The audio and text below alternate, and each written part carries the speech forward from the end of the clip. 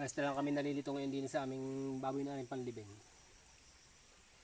Kanina, inihiwalay ko yung mga hindi nakain. Itong isang ito, malala. Nakahiga lang. Yung ginawa ko, nilagay ko doon. Yung sa, yan, sa taas na yan. Na doon ang pigirin natin, dito tayo nga sa ilog eh. Nakabulagta na talaga siya. Parang wala nang ano, wala nang buhay, parang wala nang buhay. Ngayon, pinatong ko doon sa may malapit sa ating kubo, sa taas. Nung binalikan ko, wala na. Yung pala nagpagulong na din sa ilog, din dumaan sa tabag, yan, sa bangin na yan. Bangin yan eh. Mga pila na ano, na gumuho sa ano, landslide. Nung nakita ko, nakandun siya sa may gilid na yun. Nakabulagta na. Although na tibok-tibok pa yung tiyan niya, pero nakabulagta na. May sakit kasi ito eh. Kaya inihiwalay ko na dun sa loob ng piggery, inalis ko na. Yun, nakapag-hukay na ako. Yan, pakita mo ba yung hukay natin dyan. Yan.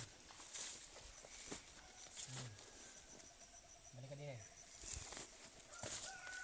Nakapag-hukay na ako. Nagkalalim-lalim. Nandito, hanggang kalos hanggang dibdib ko na. Nakapag-hukay na ako, biglang tumayo. Ayan o. Biglang nabuhay. Wala namin patay na. Nakabulagta lang dyan. Walang kakilos-kilos na. So, ang gagawin natin ngayon dyan. Now, nandito na. Hindi naman natin may akit sa taas. Ngayon siya, pag-alagala. Pero doon sa loob ng piggery, wala na yan. Hindi nakain. Ilang araw na yan hindi nakain. Nakabulagta lang. Siguro, nung naggumulong siya din sa bangin, nagising yung ano niya, yung pagkababoy niya. Hindi ng tao eh, di pagkung tao, pagkatao. Ano ba?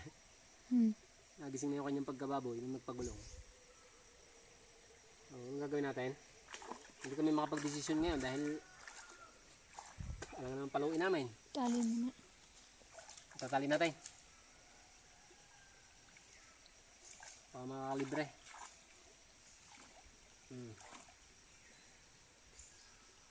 Sabi ko naman sa kanya, gumawa ka ng himala.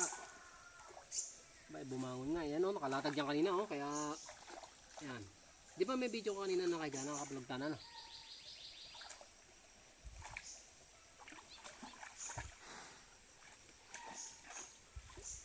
Mukhang ano na rin. Nakaka-recover kaya ito o. Nakakuha ng tubig, nainom ng tubig o. Yan guys. Pag-desisyon natin kung gagawin dito. Now. Yung camera may. Hirap. Lalim pa naman ang hinukay. Abe, ang kasama sa paghukay oh. Kabuta. Lupay-pay na. Lupay-pay na guys ang tagahukay.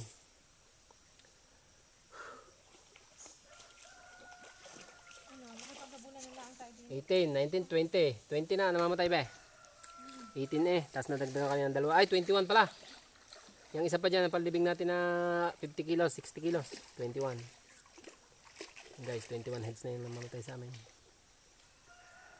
Yun ang mga pakalungkot na update sa dampa. Wala tayong magagawa, guys. Talagang nadaanan tayo ng ano. Halanganin na.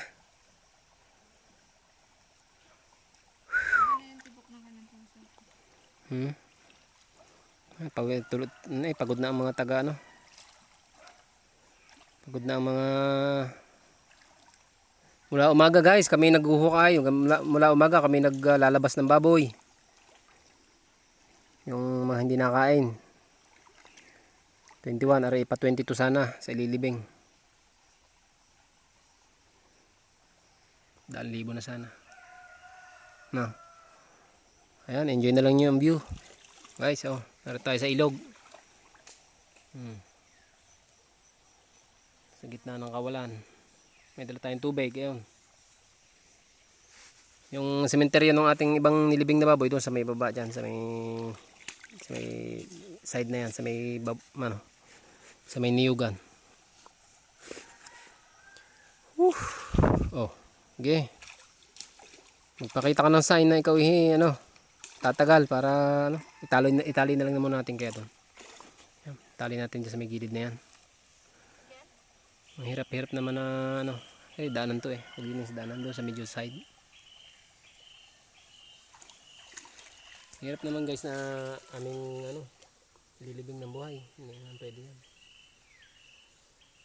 At alam namin na parang asintahin ng mga librero. Nag-enjoy naman siya sa ilog. Dito sa amin guys, ang baboy tumatamang 40 pesos na lang per kilo pagka ganitong kalaki.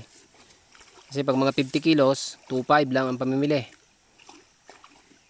Mga 50 to 60. So mga 60 kilos, 2,500 divided by 59. 60, di kay lang.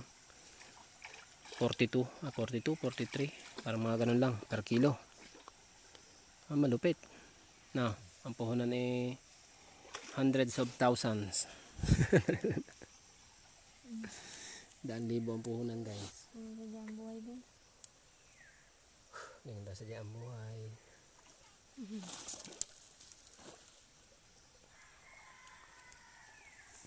Yeah. Pagod na ang mga katawan nakahukay.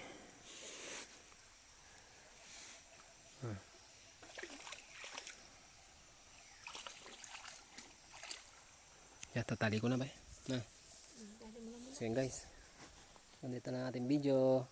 Paalam. Yan, susunod baka masaya na susunod. Bye bye.